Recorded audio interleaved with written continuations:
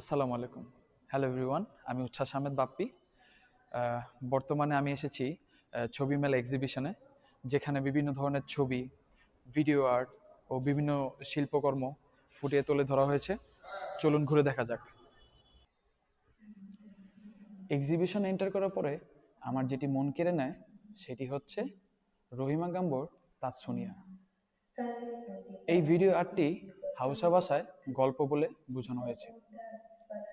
Nigerian শিশুরা যুদ্ধের trauma থেকে পেরিয়ে কিভাবে তারা প্রকৃতির সাথে এবং খেলাধুলায় সম্পৃক্ততার মাধ্যমে একটি নতুন জগৎ তৈরি করেছে, সেটি এই ভিডিওর মূল উদ্দেশ্য।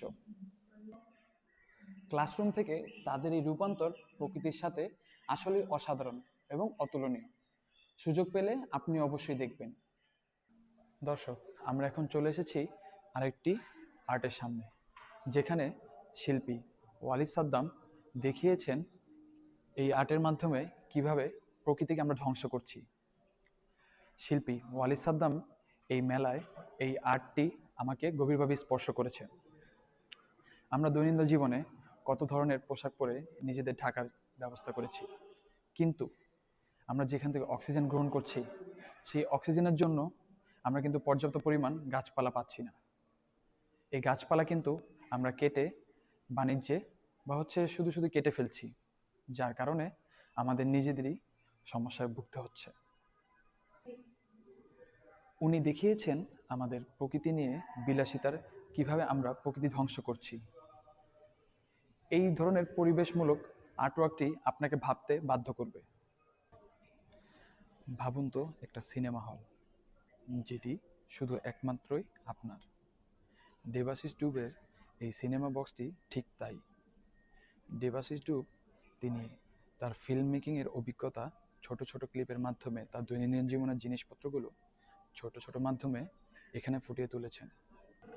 দৃকপাত ভবনের ছবি মেলা এক্সিবিশনে তানজিলা বিশ্বাস মুনিয়ার এই অপরাহ্ন কাজটি আমার সত্যি খুব ভালো লেগেছে। অপরাহ্ন মানে বিকেল, বিকেলের এই নিস্তব্ধতা দিয়ে তিনি বুঝিয়েছেন নারীদের এই নিস্তব্ধতাভাবে এগিয়ে চলার সংগ্রাম।